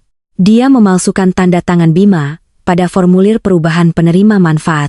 Dia perlu mengubah penerima manfaat yang ditunjuk pada asuransi miliaran itu, menghapus keponakan-keponakanku dari perwalian dan memasukkan namanya sendiri atau nama PT Cangkang barunya. Tapi mengubah polis asuransi perusahaan bernilai tinggi membutuhkan protokol verifikasi yang ketat. Tanda tangan basah sederhana di selembar kertas jarang cukup untuk pembayaran 15 miliar. Penjamin asuransi mewajibkan kehadiran fisik notaris publik bersertifikat untuk menyaksikan tanda tangan pemegang polis secara langsung. Jika Siska menyerahkan dokumen perubahan penerima manfaat palsu ke pialang asuransi, dia membutuhkan notaris korup untuk memberikan tanggal mundur pada stempel verifikasi. Tetapi jika perusahaan asuransi mengibarkan bendera merah, jika analis meminta bukti kehidupan sekunder atau tanda tangan segar karena penurunan medis Bima yang parah, Siska membutuhkan rencana cadangan. Dia membawa Pak Gunawan ke rumah sakit untuk mengamankan stempel tervalidasi yang segar. Selagi jantung Bima secara teknis masih berdetak, dia bermaksud menyeret pria ketakutan itu ke ruangan ini, menopang tubuh kakakku yang sekarat di bantal, dan memaksanya menekan pena ke kertas dengan dalih menandatangani arahan medis yang jinak, tetapi aku memiliki pena biru itu di sakuku dan aku telah mengunci pintunya. Pemalsuan itu sepenuhnya bergantung pada transmisi digital. Untuk memulai perubahan penerima manfaat, Siska harus mengirim email salinan PDF dari formulir yang ditandatangani dan dinotarisasi secara langsung ke broker asuransi perusahaan. Salinan fisik yang dikirim melalui layanan pos akan memakan waktu berhari-hari untuk diproses, terlalu lambat untuk garis waktunya yang dipercepat. Aku perlu mencegat transmisi digital itu. Aku perlu membuktikan bahwa dokumen itu adalah ciptaan yang curang jauh sebelum mencapai meja analis. Aku membuka resleting tas kerjaku dan mengeluarkan laptop kerja amanku. Aku meletakkannya di atas meja nampan rumah sakit yang bisa digulirkan, menyesuaikan sudut layar untuk menghindari silau dari lampu atas. Aku menyalakan mesin dan terhubung ke virtual private network terenkripsiku. Aku memanfaatkan alat perangkat lunak khusus yang dirancang untuk analisis digital forensik, sebuah program yang mampu melucuti lapisan permukaan file elektronik untuk mengungkapkan metadata tersembunyi di bawahnya. Setiap dokumen digital meninggalkan jejak. Saat PDF dibuat atau dimodifikasi, perangkat lunak menanamkan informasi yang tidak terlihat ke dalam struktur file. Hal itu merekam tanggal dan waktu pembuatan yang tepat, versi perangkat lunak spesifik yang digunakan, dan yang paling krusial, alamat IP unik dari jaringan tempat file tersebut berasal. Karena Siska memalsukan dokumen itu dan memindainya ke komputernya, aku bisa melacak titik asal digitalnya. Aku mengakses server email perusahaan Bima menggunakan kredensial pintu belakang administratif yang kusimpan dari auditku 3 tahun lalu. Aku menjalankan query pencarian yang ditargetkan untuk memfilter kotak keluar untuk pesan apapun yang dikirim ke perusahaan perantara asuransi yang ditunjuk dalam 72 jam terakhir. Algoritma pencarian berputar selama 10 detik. Satu hasil email muncul di layar. Pesan tersebut dikirim kemarin sore pukul 14.14. Baris subjek berbunyi, pembaruan penerima manfaat mendesak polis 18849. Terlampir di email adalah dokumen PDF tunggal berjudul otorisasi yang ditandatangani. Aku mengunduh lampiran tersebut ke drive lokal amanku. Aku tidak membuka dokumen itu untuk membaca teksnya. Aku menjalankan file melalui alat ekstraksi metadata. Baris kode padat bergulir di layarku, menguraikan jejak digital yang tersembunyi. Aku mengisolasi alamat IP asal dan menjalankan urutan angka itu melalui pelacak geolokasi. Lokasi fisik alamat IP itu tidak melakukan ping dari jaringan tamu Rumah Sakit Paliatif Bandung. Itu tidak berasal dari kantor perusahaan logistik Bima. Dokumen tersebut dibuat, dipindai, dan dikirimkan dari alamat IP yang terdaftar di sebuah ruang retail komersial yang berlokasi di kawasan Darmo, Surabaya, Jawa Timur. Alamat yang persis sama dengan butik pengantin mewah tempat Siska mentransfer uang 180 juta. Dia memalsukan dokumen asuransi belasan miliar itu saat sedang berbelanja gaun pengantin untuk pernikahan berikutnya. Besarnya keberanian kejahatan itu sungguh mengejutkan. Bukti digitalnya tak terbantahkan. Bima terbaring di ranjang perawatan paliatif di Jawa Barat di bawah pengaruh obat penenang yang berat. Sungguh suatu kemustahilan secara fisik dan medis baginya untuk menandatangani dan menotarisasikan dokumen hukum di sebuah toko pengantin di Surabaya pada pukul 2.14 siang. Jika aku menyerahkan laporan ekstraksi metadata ini langsung ke unit investigasi penipuan asuransi, Seluruh pemalsuan akan runtuh seketika, memicu pembekuan otomatis pada pencairan polis. Aku merogoh tasku untuk mengambil ponselku untuk menelepon departemen penipuan. Sebelum aku sempat menekan nomor itu, gagang kuningan di pintu kayu yang berat itu berderak kencang. Seseorang meraih tuas dari lorong dan menariknya ke bawah, berusaha masuk secara paksa. Grendel itu tertahan dengan kuat, mengerang menahan tegangan. "Buka pintu ini, Citra." Suara ibuku menjerit menembus panel kayu ek yang tebal, dilucuti dari semua polesan performatifnya sebelumnya. Suara debukan berat tinju yang menghantam kayu bergema di ruangan yang sunyi. Ratna menggedor pintu dengan telapak tangannya, menuntut akses. "Dia mengunci kita di luar," teriak Ratna, suaranya bergetar karena panik. "Panggil satpam, panggil seseorang untuk membuka pintu ini sekarang juga." Suara lain bergabung dalam penyerangan itu, lebih rendah dan jauh lebih berbahaya. Itu adalah Siska. "Citra," dia mendesiskan suara itu, menyelinap melalui celah sempit di bawah kusen pintu. "Buka pintu sialan itu dan berikan padaku penanya. Kamu mencampuri perawatan medisnya. Jika kamu tidak membuka pintu ini, aku akan melaporkanmu atas pelanggaran kriminal." Siska menyadari garis waktunya yang dibangun dengan hati-hati sedang hancur. Dia menyadari bahwa aku mempertahankan kepemilikan atas pena air mancur biru spesifik yang diperlukan untuk mencocokkan profil kimia tinta dokumen palsunya. Dia berdiri di lorong, terpisah dari pembayaran 115 liarnya oleh kayu ek padat setebal 5 cm dan grendel kuningan yang terkunci. Manipulasi psikologis yang sunyi telah gagal. Konfrontasi fisik pun dimulai. Aku duduk di kursi vinil. Bukti digital bersinar di layar laptopku, bersiap untuk memulai urutan terakhir serangan balasanku sementara gedoran di pintu semakin keras. Ini membawa kita kembali ke saat yang tepat ketika cerita ini dimulai. Pintu kayu berat itu bergetar di bawah serbuan kepalan tangan ibuku yang tak henti-hentinya. "Buka pintu ini, Citra." Ratna menjerit, suaranya pecah di bawah tekanan kepanikan yang tulus. "Kamu membuatnya stres." Aku tidak bergerak ke arah kunci. Aku tetap duduk di kursi tamu vinil di samping kakakku yang sekarat, laptopku bersinar di atas meja nampan bergulir. Aku mengambil ponselku dan memutar nomor bebas pulsa yang tercetak di bagian atas polis asuransi jiwa perusahaan. Sistem perutian otomatis langsung menjawab. Aku menavigasi melintasi perintah suara yang steril, melewati antrean layanan pelanggan umum dan memilih ekstensi khusus untuk unit investigasi penipuan bernilai tinggi. Saluran berbunyi klik dan melodi jazz yang ceria dan optimis memenuhi telingaku. Itu adalah soundtrack yang aneh dan menggelegar untuk sebuah kejahatan yang diputar sangat kontras dengan realitas suram dari bangsal perawatan paliatif. Di luar pintu, gedoran berhenti. Aku bisa mendengar percakapan suara panik yang tertahan merembes melalui celah di bawah kusen pintu. Akustik lorong menguatkan percakapan mereka, membawa kata-kata ke dalam ruangan yang sunyi. "Dia memegang pena itu," Ratna mendesis, suaranya tegang dan terengah-engah. "Kenapa kamu membiarkannya mengambil penanya, Siska?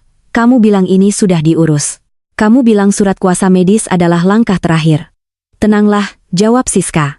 Nadanya tetap stabil, tetapi ujung yang keras dan putus asa merembes ke dalam kata-katanya. "Itu tidak masalah. Dokumen utama sudah ditandatangani dan diverifikasi." Pak Gunawan berdiri di sana, di lobi. "Segera setelah dia membuka pintu itu, kita dorong saja dia dan dapatkan tanda tangan terakhir. Kita hanya perlu membuatnya tetap teralihkan." Ratna menghembuskan napas tajam dan jengkel. "Apa kamu yakin tentang jadwal pembayarannya karena rekening kreditku benar-benar dibekukan, Siska?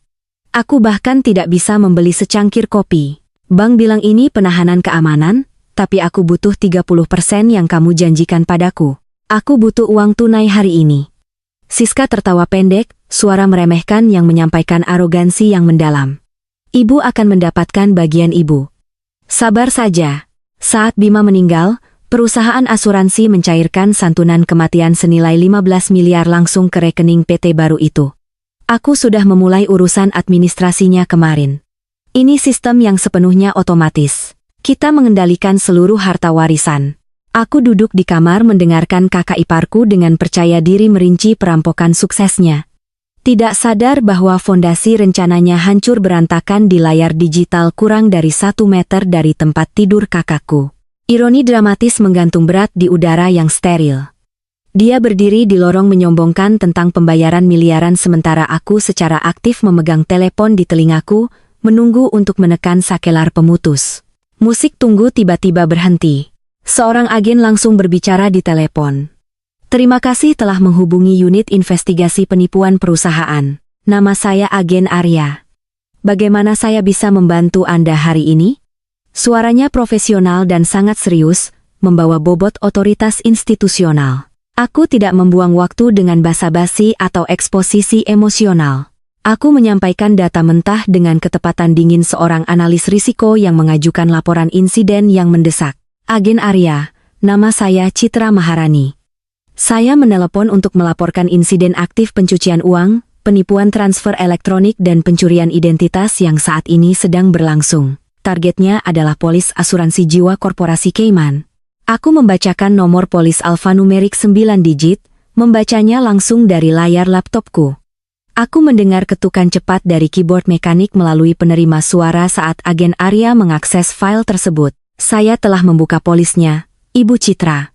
Ini adalah aset komersial bernilai tinggi. Tertanggung yang terdaftar adalah Bima. Apakah itu benar? Aku menjawab, menjaga suaraku tetap rendah untuk mencegah suaranya terdengar dari luar pintu.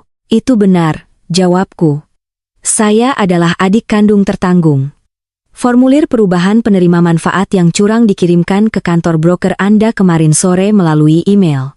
Dokumen tersebut mencoba mengalihkan santunan kematian 15 miliar dari perwalian tak terbatalkan yang sudah mapan ke dalam perseroan terbatas yang baru dibentuk. Ketukan keyboard berhenti. Ibu Citra, mengubah penunjukan penerima manfaat pada polis sebesar ini memerlukan tanda tangan notaris yang diverifikasi. Sistem kami menunjukkan otorisasi yang ditandatangani secara digital, telah diterima dan ditempatkan ke dalam antrian pemrosesan. Apakah Anda menyatakan bahwa tanda tangan itu palsu? Itu adalah pemalsuan, nyataku datar. Pasien saat ini terbaring di ranjang perawatan paliatif di fasilitas Rumah Sakit Paliatif Bandung. Dia menderita kegagalan organ stadium akhir dan sepenuhnya koma. Dia tidak memiliki kapasitas fisik untuk memegang pena, apalagi mengeksekusi dokumen hukum yang kompleks. Aku mencondongkan tubuh ke depan, membaca data forensik dari layar laptopku. Saya sedang bersiap untuk mengirimkan paket digital yang aman ke departemen Anda. Ini berisi metadata yang diekstraksi dari file PDF yang diserahkan ke kantor Anda kemarin. Data EXIF membuktikan bahwa dokumen tersebut tidak dipindai atau dibuat di fasilitas rumah sakit ini. Alamat IP berasal dari butik retail komersial yang berlokasi di kawasan Darmo, Surabaya, Jawa Timur. Dokumen tersebut dipalsukan oleh istri pasien, Siska Maharani. Saat ini ia sedang berusaha mendapatkan tanda tangan penipuan sekunder menggunakan notaris keliling korup yang bersiaga di lobi fasilitas. Keheningan yang berat menyelimuti saluran telepon. Sikap layanan pelanggan kasual menghilang sepenuhnya, digantikan oleh intensitas tajam dan terfokus dari penyelidik penipuan yang mengevaluasi ancaman yang kredibel. Bunyi ketukan keyboard yang cepat dilanjutkan, bergema dengan ledakan staccato yang mendesak. Ibu Citra. Agen Arya berkata, nadanya turun 1 oktav. Bukti yang Anda gambarkan merupakan pelanggaran berat terhadap undang-undang pidana. Kami menganggap serius tuduhan penipuan penerima manfaat, terutama yang melibatkan aset perusahaan bernilai tinggi. Dia berhenti, mengambil napas. Saya membatalkan antrian pemrosesan otomatis segera. Saya menempatkan pembekuan keras pada polis 8849. Tidak ada dana yang akan dicairkan dalam keadaan apapun hingga penyelidikan fisik penuh diselesaikan. Berkas digital yang Anda jelaskan akan diteruskan ke Divisi Tindak Pidana Siber Bareskrim Polri untuk ditinjau segera. Apakah Anda memiliki kepemilikan fisik atas dokumen asli apapun yang terkait dengan insiden ini? Saya punya kwitansi salinan karbon kuning dari layanan notaris keliling yang membuktikan transaksi terjadi 3 hari lalu, jawabku. Saya juga memiliki dokumen pengalihan utang komersial palsu yang mereka coba gunakan sebagai pengalih perhatian sekunder. Amankan dokumen tersebut, Agen Arya memerintahkan. Jangan serahkan kepada siapapun. Penyelidik lapangan akan menghubungi Anda dalam waktu 1 jam untuk mengatur transfer metadata digital dan bukti fisik yang aman. Pastikan keselamatan Anda sendiri, Ibu Citra. Situasi ini bisa menjadi sangat fluktuatif ketika pelaku menyadari dananya terkunci. Saya mengerti, kataku. Uangnya terkunci. Hanya itu yang saya butuhkan. Aku mengakhiri panggilan. Aku meletakkan ponsel itu di atas meja nampan bergulir di samping laptopku. Aku menatap Bima. Napasnya tetap dangkal, ritme yang rapuh di tengah dengungan tenang mesin. Dia aman. Warisan yang ia bangun untuk anak-anaknya telah diamankan, terperangkap di balik dinding tak tertembus dari birokrasi investigasi hukum. Perusahaan asuransi tidak akan mencairkan 1 sen pun kepada Siska atau perusahaan cangkangnya. Perang finansial ini telah dimenangkan. Manuver taktisnya sudah selesai, tetapi konflik antar pribadi, kebusukan beracun yang menginfeksi keluargaku, masih memerlukan ekstraksi bedah terakhir. Di luar pintu, gedoran kembali terdengar. Siska memukul kayu dengan tumit tangannya yang berat. "Citra!" teriaknya, suaranya melengking dan memerintah. "Buka pintu ini sekarang juga. Aku akan menelepon administrator fasilitas. Aku akan meminta mereka mengeluarkanmu secara fisik dari gedung ini." Aku menutup laptopku, menyimpan file forensik yang terenkripsi. Aku memasukkan komputer kembali ke tas kerja kulitku dan menutup resleting kompartemennya.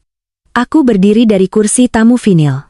Aku merapikan lipatan celana wolku dan menyesuaikan manset blazerku. Aku menarik napas dalam-dalam, memusatkan garis dasar emosionalku. Aku berjalan melintasi ruangan, sepatu botku sunyi di lantai linoleum. Aku mengulurkan tangan dan menggenggam gagang kuningan yang dingin dari grendel pintu. Aku memutar kunci dengan bunyi klik yang tajam dan keras, menarik pintu kayu yang berat itu terbuka.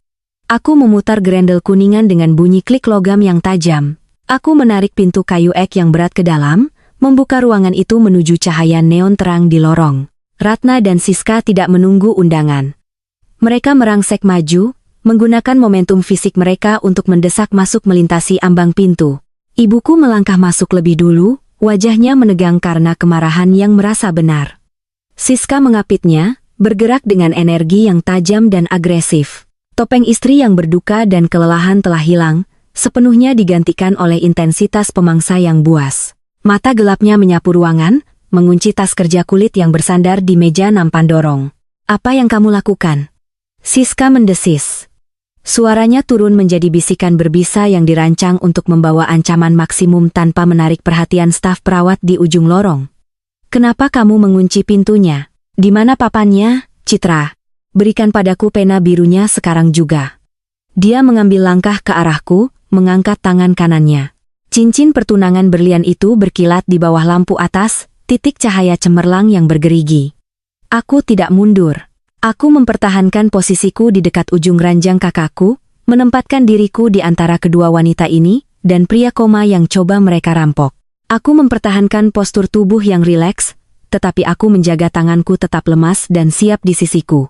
"Aku baru saja menghentikanmu membayar kondominium tunangan barumu di Surabaya dengan asuransi jiwa kakakku," nyataku. Suaraku tenang, datar, dan tanpa infleksi emosional apapun. Aku menyampaikan kalimat itu dengan ketepatan klinis yang persis sama dengan yang kugunakan untuk menyampaikan laporan audit yang gagal ke Dewan Direksi perusahaan. Kata-kata itu mendarat di ruangan yang sunyi itu seperti gelombang kejut fisik. Siska membeku di tengah langkahnya. Momentum maju yang agresif mati seketika. Kilatan kepanikan yang tulus melintasi wajahnya, menarik darah dari pipinya. Dia membuka mulutnya untuk berbicara, untuk mengeluarkan penolakan atau tuduhan balasan, tetapi tidak ada suara yang keluar. Dia hanya menatapku, realitasnya yang dibangun dengan hati-hati hancur berantakan di hadapan kebenaran yang dingin dan keras. Di belakangnya, ibuku bereaksi secara berbeda. Ratna tersentak menghirup udara tajam yang terdengar menyakitkan keras di tengah dengungan ritmis konsentrator oksigen. Dia mundur selangkah, meletakkan jarak 1 kaki antara dirinya dan Siska. Tangannya yang dimanikur sempurna mengepak gugup, menyentuh kerah mantel wol mahalnya. "Tunangan apa?" Ratna berbisik. Kata itu membawa getaran rapuh, kehilangan semua otoritas komandonya sebelumnya. Dia memutar kepalanya perlahan, mengalihkan pandangannya dariku ke wanita yang berdiri di sampingnya. "Siska, apa yang dia bicarakan?" Siska mendapatkan kembali suaranya, tetapi nadanya tinggi dan tegang. "Dia berbohong, Ibu Ratna. Jangan dengarkan dia. Dia hanya mencoba menciptakan kekacauan untuk menunda dokumen. Dia mengarang cerita untuk mencuri aset bisnis itu untuk dirinya sendiri." Aku merogoh kompartemen depan tas kerja kulitku. Aku mengeluarkan tumpukan tebal laporan audit forensik yang telah dicetak. Halaman-halaman itu diikat dengan klip binder hitam yang berat. Aku melangkah maju dan menjatuhkan seluruh tumpukan itu tepat ke atas selimut rumah sakit putih bersih yang menutupi kaki Bima. Kertas itu mengenai kain dengan bunyi debuk yang tumpul dan berat. Aku tidak mengarang cerita, jawabku. Aku menghitung angkanya. Aku menatap langsung ke arah ibuku, mengunci pada matanya yang lebar dan ketakutan.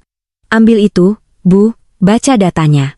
Halaman 4 merinci transfer kawat sebesar 180 juta, yang dieksekusi 30 hari yang lalu. Dana tersebut dialihkan langsung dari rekening operasional komersial utama Bima ke butik pengantin mewah eksklusif yang berlokasi di kawasan Darmo, Surabaya. Ratna ragu-ragu, matanya melesat di antara tumpukan kertas tebal dan wajah pucat Siska. Dia mengulurkan tangannya yang gemetar dan mengambil laporan audit itu. Dia membalik halaman sampulnya, mencari baris transaksi yang ditentukan. Lihat tangan kirinya, Bu, lanjutku. Suaraku mantap dan tanpa henti. Lihat cincin berlian potong prinses yang ia pamerkan di sekitar lobi sepanjang pagi. Dia membeli batu itu menggunakan modal yang dicuri dari perusahaan logistik putramu yang hancur. Dia telah bertunangan dengan pria lain selama berminggu-minggu sementara Bima sekarat beberapa kilometer jauhnya. Dia memanfaatkan dana perusahaan untuk membiayai pernikahannya yang akan datang dan mengamankan kehidupan barunya di Jawa Timur. Ratna menatap buku besar yang dicetak itu, matanya memindai kolom angka-angka hitam, napasnya menjadi dangkal. Kesadaran yang lambat dan mengerikan mulai terlihat di wajahnya. Dia mendongak perlahan, menolehkan kepalanya untuk menatap tangan kiri Siska. Berlian itu menangkap cahaya lagi, berfungsi sebagai pengakuan fisik yang tak terbantahkan. Siska mundur selangkah, menarik tangannya ke dada seolah-olah dia baru saja terbakar. Ibu Ratna, gagapnya, mencoba menyelamatkan aliansi yang runtuh itu. Aku bisa menjelaskan soal cincin ini. Itu adalah barang investasi, aset likuid yang aman untuk melindungi modal dari pengadilan warisan. Itu adalah bagian dari rencana yang kita diskusikan. Aku memotong kebohongan itu sebelum bisa mengakar. Buka halaman 6, Bu, perintahku. Ratna mematuhinya, tangannya gemetar sangat hebat hingga kertas itu bergemerincing di penjepit binder. Dia menemukan halaman yang ditentukan. Potongan 30% yang dijanjikannya untuk membantunya mengamankan warisan, kataku, merinci pengkhianatan terakhir. Persentase yang ibu yakini akan menjamin stabilitas pensiun ibu. Audit ini melacak nomor routernya. Siska mendirikan perseroan terbatas baru dengan mencantumkan nama ibu sebagai pemegang saham minoritas, namun cadangan uang tunai sebenarnya tidak pernah dimaksudkan untuk tetap berada di dalam negeri. Buku besar tersebut menunjukkan protokol transfer yang tertunda. Pada saat bank di Semarang menyetujui transfer utang komersial atau perusahaan asuransi mencairkan santunan kematian 15 miliar, Siska memprogram dana tersebut untuk dialihkan langsung ke rekening luar negeri di Singapura, yang hanya berada di bawah kendalinya. Aku membiarkan besarnya skala pencurian itu menyelimuti ruangan sejenak tanpa suara. Dia menguras habis kartu kredit platinum ibu kemarin pagi di bandara, tambahku, memberikan pukulan terakhir. Itu bukanlah penangguhan keamanan acak atau kesalahan komputer. Dia menyedot batas kredit ibu yang tersedia turun hingga menjadi nol untuk menutupi biaya operasional sehari-harinya sambil mematangkan rencana pelariannya. Dia akan mengejar penerbangan ke Surabaya besok, meninggalkan ibu berdiri di sini hanya memegang sebuah perusahaan cangkang kosong, setumpuk kartu kredit yang melampaui batas, dan kewajiban hukum untuk konspirasi pidana penipuan perbankan besar-besaran. Aliansi antara ibuku dan kakak iparku meledak seketika. Ikatan beracun yang ditempa oleh keserakahan bersama hancur menjadi 1000 kepingan tajam tepat di depan mataku. Ratna menjatuhkan laporan audit itu kembali ke atas tempat tidur seolah-olah kertas itu sendiri beracun. Dia berbalik sepenuhnya menghadap Siska, wajahnya berkerut oleh amarah primal yang mendalam. Fasad rapi yang terpelihara dengan hati-hati sebagai ibu pemimpin yang canggih lenyap. Kamu mencuri dariku, teriaknya, melangkah ke ruang pribadi Siska.